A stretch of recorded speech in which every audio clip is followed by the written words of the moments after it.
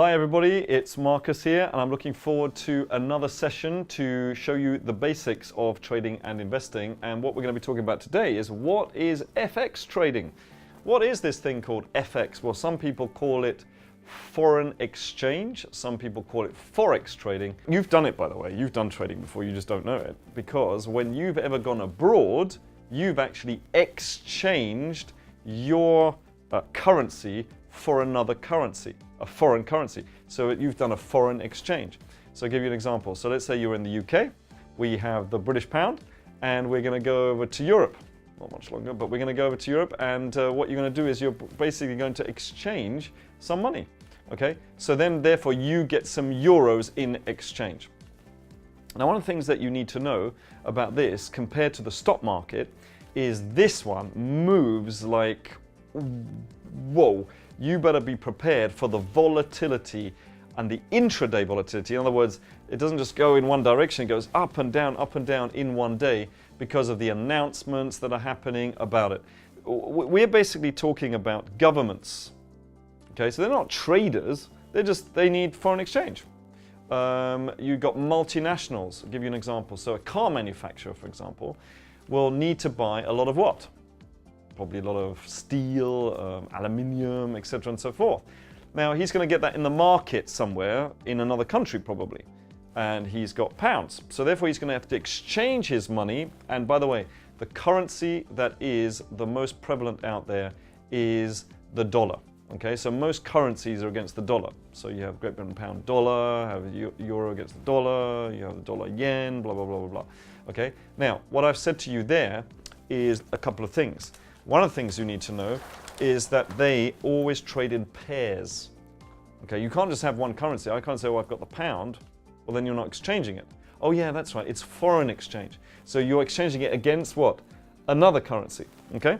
So for example, if you have, you will see this at the airport. Okay, I'm glad I mentioned the airport.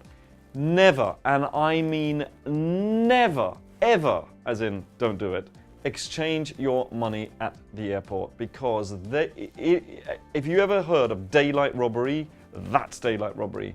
They are going to charge you so much more, honestly, like 2 to 3 times more than you're going to go anywhere else. So when you go and exchange it, please do it with your bank first, or do it with, I don't know, Marks and Spencer, whoever you do it with, or I don't know, the co-op, or I don't know, the post office, or whatever it is, but do it in advance, because there you're a captive audience. They're like, do you want it or not? I actually did this once. So I'm standing in a queue, I'm looking at the prices going, but those aren't even the prices. Now I'm an FX trader, so I'm like, but those aren't the prices.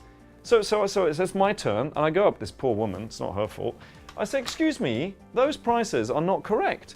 She says, I am an FX trader, and that is ridiculous. That's like daylight robbery. What did she say to me? She said, sir, would you like to change your money or not? And I went, yes, please. Because I had no choice, did I? Right? So that wasn't my finest hour, I have to say.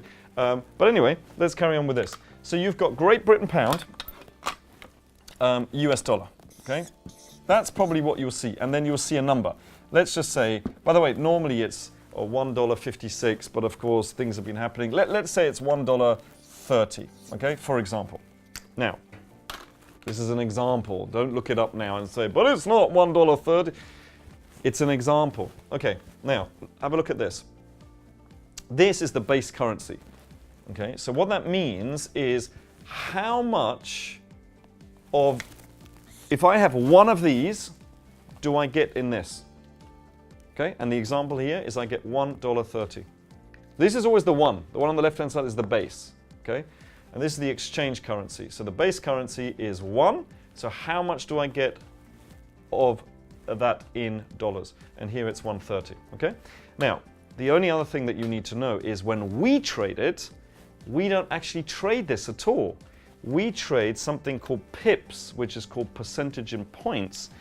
And we trade the two that come after here, right? So the ones that you normally see, you don't see the massive movements going up and down. You just see this going from 130 to 1.31, and you think it's moved a little bit.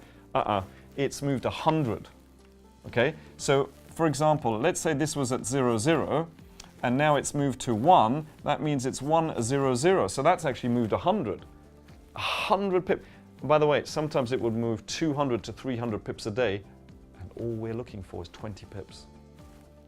The movement is massive during the day, and that's what we're trading here. A couple of things that I want to tell you about the FX market is that it is open 24 hours a day.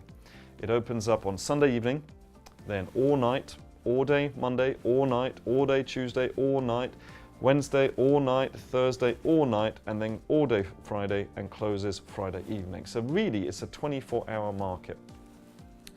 And the stock market, as you know, opens in the morning, closes in the afternoon. Okay, unless you're doing the American market, in which case opens at 2:30, closes at 9. But normally, it closes, before you get home. Here, it's open throughout, so you can literally trade any time you want, in the morning, in the afternoon, and the market's open. In the evening, at night, you could be trading this market. It's a 24-hour market. It's not open at the weekend. Now, cryptocurrencies, on the other hand, is really 24/7, even at the weekend. Well, that's relatively new, whereas this has been going for a while. The other thing is leverage. So you will get something like 100 to 1 leverage. And depending on which country and whether you are an advanced trader or not, what does that mean? It means that if you have a small amount of money, you're actually controlling a large amount of money. That's leverage. And by the way, leverage is something that you want to know about because, of course, we are using the magic. And the magic is OPM. Do you guys know what OPM is? Other people's money. And anybody who's ever made any money never uses their own money. They use OPM. It's called leverage. When you go and buy a house, you don't come with a sack of money and say, I want to pay 100%. No, you use OPM. You put down 20%, 80% comes from OPM, the banks. Okay? So we're doing it all the time, and now we're able to do it here, which means you can start with small amounts of money. People always ask me, well, how much is small? Well, you want to make it worth your while. I say start with £2,000 if you can, but you don't have to. You can start with less. More is better, but if you don't have it, you can start with £500 because you've got leverage, okay? So it's a 24-hour market, massive leverage, and it is huge. There are over $5 trillion that are being exchanged on a daily basis on the foreign exchange market. What does that mean? That means it's 40 times bigger than the stock market. So you've got huge companies like Apple and Microsoft and Amazon and Google, huge companies, and all the others, tiny compared to the foreign exchange market, which is 40 times larger. Why is that important? Because of liquidity. It means people are buying, selling, buying, selling, buying, selling. So you don't get what you sometimes do in the stock market. You don't get these kind of jumps up and the jumps down. It's all very liquid. So those are some of the reasons why. I have to tell you, you can't see them here at the moment because they're off for lunch, but all of my traders love foreign exchange because on an intraday basis, you can make so much money. That is if you have the time, of course, and you need to choose which one is the best one for you. Is it stock market? Is it foreign exchange? Is it cryptocurrencies? Is it all of them? You need to learn, you need to educate yourself and make sure that you are making the right choices. So I hope you enjoyed this video and I hope you learned something from it, and I look forward to seeing you on the next video.